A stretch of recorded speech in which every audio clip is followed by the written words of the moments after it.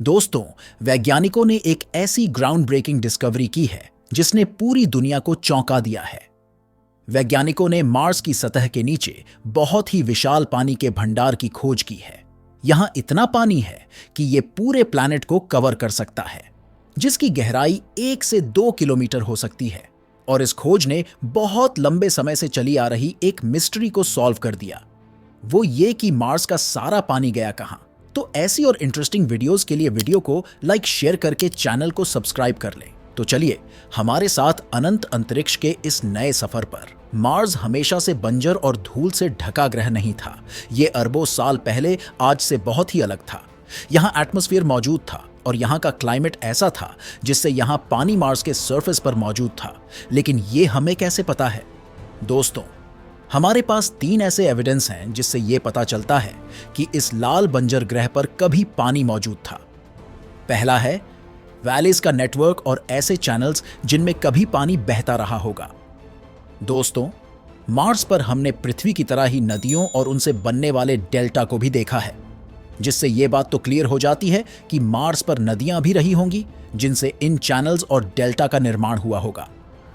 दूसरा है मार्स पर हाइड्रेटेड मिनरल्स का मौजूद होना।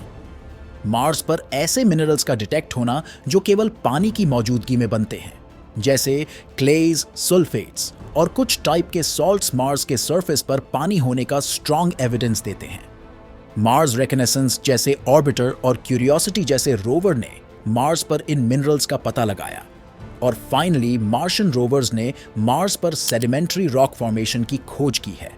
ये बिल्कुल वैसी ही रॉक्स हैं जैसे पृथ्वी पर पानी के कारण बनती है, और ये लेयर्ड रॉक क्रॉस बेडिंग की तरह का फीचर दिखाते हैं।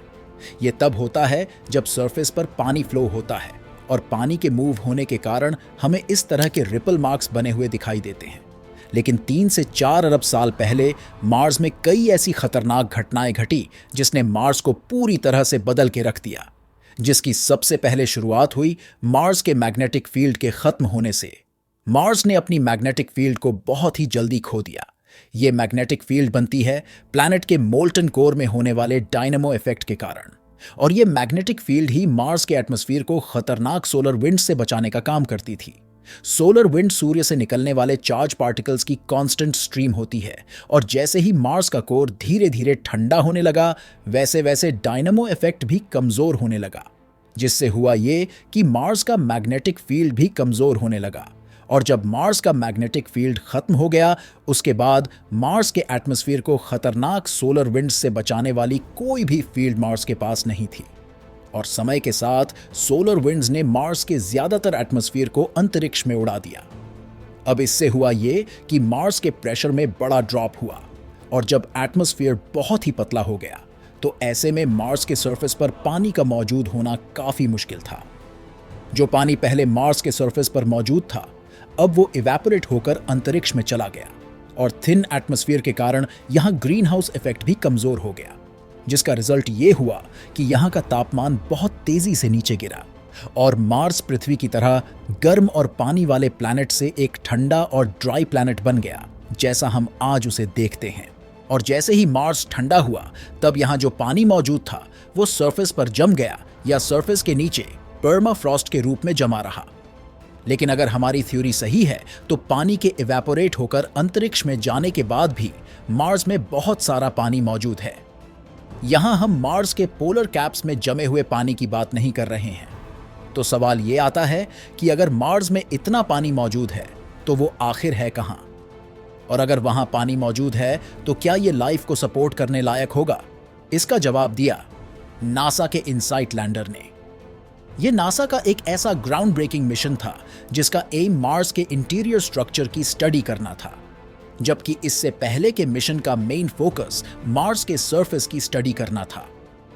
इनसाइट को ऐसे डिजाइन किया गया था कि वो मार्स की सतह पर गहराई तक ड्रिल कर सके। यह मिशन था मार्स में आने वाले मार्स क्वेक्स का पता लगाना, हीट फ्लो का पता लगाना, और मार्स के क्रस्ट के नीचे के इंटरनल कंपोजिशन का पता लगाना। अपने 4 साल के मिशन के दौरान इनसाइट ने 1300 से ज्यादा मार्स क्वेक को डिटेक्ट किया। इन क्वेक्स का रीजन था मीटर इंपैक्ट और ज्वालामुखी एरिया के पास होने वाली गतिविधियां। इन सभी गतिविधियां जिनसे मार्स में मार्सक्वेक बन रहे थे, उसे समझने के लिए जियोफिजिसिस्ट ने मार्स के इंटीरियर की स्टडी करना शुरू किया। तभी उन्हें यहां साइज्मिक वेव्स की स्टडी के दौरान एक कमाल की खोज की। ये था लिक्विड वाटर का एक बहुत बड़ा रिजर्वॉयर। इस खोज के लिए जिस टेक्निक का यूज किया गया वो वही टेक्निक थी जिसका यूज वैज्ञानिक पृथ्वी के इंटरनल स्ट्रक्चर की स्टडी के लिए करते हैं। भूकंप से बनने वाली तरंगे किस तरह से बिहेव करती है जब ये अलग अलग मटेरियल से होकर गुजरती है। साइस्मोलॉजिस्ट्स इसकी स्टडी करके उन मटेरियल्स की प्रॉपर्टीज बता सकते हैं।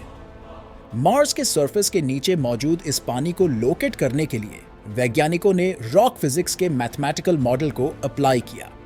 ये वैसा ही है जैसे यहां जमीन के नीचे तेल के भंडार का मैप बनाने के लिए किया जाता है। इस मॉडल से यह पता चला कि यह साइज्मिक डेटा यह बता रहा है कि मार्स के सरफेस के नीचे फ्रैक्चर्ड इग्नियस रॉक की लेयर है, जिनमें मौजूद क्रैक्स में पानी भरा हुआ है।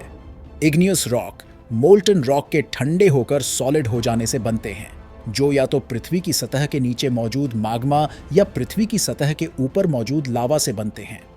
ये प्रोसेस अलग अलग तरह से होता है, जैसे ज्वालामुखी के नीचे या ज्वालामुखी के फटने के बाद उसमें से होने वाले लावा के फ्लो होने के कारण जब ये इग्नियस चट्टानें ठंडी होकर चट्टानों का रूप लेती है, तब इनमें क्रैक्स बन जाते हैं और यही क्रैक्स इन चट्टानों में पानी के फ्लो होने के लिए रास्ता बनाते हैं और इन क्रैक्स के बीच मौजूद खाली जगहों में पानी स्टोर होने लगता है और समय के साथ मौसम में होने वाले बदलावों के कारण ये क्रैक्स बड़े होने जाते हैं, जिससे इनमें और ज्यादा पानी स्टोर होने लगता है।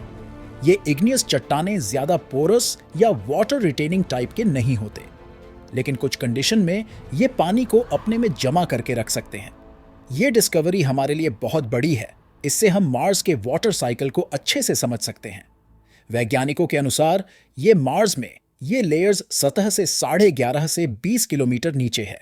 मतलब फ्यूचर में मार्स में जाने वाले एस्ट्रोनॉट्स के लिए भी इस पानी को निकाल पाना काफी मुश्किल होगा, क्योंकि अभी हमारे पास जो टेक्नोलॉजी मौजूद है उससे पृथ्वी में ही हमारे लिए इतनी गहराई में ड्रिल करना बहुत मुश्किल होता है।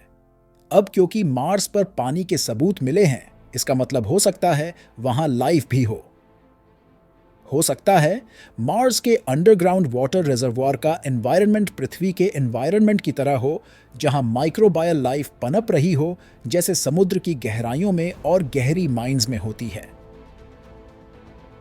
रिसर्चर्स का यह मानना है कि अगर मार्स में किसी तरह ही लाइफ होगी तो वो सतह से काफी नीचे मौजूद होगी। इस डिस्कवरी से हमें मार्स के वाटर साइकिल का ही पता नहीं चलेगा, बल्कि प्लैनेट के क्लाइमेट के एवोल्यूशन का भी पता चलेगा। और अगर कभी मार्स पर जीवन मौजूद था या अब भी है, तो ये मार्स की गहराइयों में छुपे इन वाटर रिजर्वॉयर्स में ही होगा। मार्स पर इन विशाल वाटर रिजर्वॉयर की खोज के बाद अब भविष्य में इंसानों को मार्स पर बसाना संभव हो सकता है, लेकिन ये इतना भी आसान नहीं होने वाला है। मार्स पर बसने के लिए पहले हमारे पास 5 मेन चैलेंज हैं। पहली सबसे बड़ी प्रॉब्लम है पृथ्वी और मार्स के बीच की दूरी और इस दूरी को तय करने में लगने वाला समय।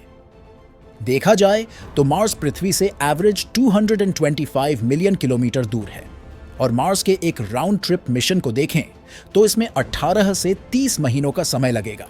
इसके लिए एस्ट्रोनॉट्स को इस मिशन को पूरा करने के लिए अपने साथ बहुत सारा पानी, खाना और दूसरी चीजों की जरूरत पड़ेगी और पृथ्वी से इतनी ज्यादा दूरी के कारण वहां सिग्नल भी कुछ मिनट्स की देरी से पहुंचेगा।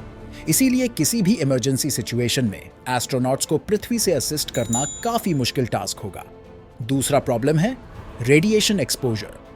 जैसा हम जानते हैं कि स्पेस खतरनाक कॉस्मिक रेडिएशन और सोलर पार्टिकल्स से भरा हुआ है, जिससे एस्ट्रोनॉट्स को सीरियस हेल्थ इश्यू आ सकते हैं।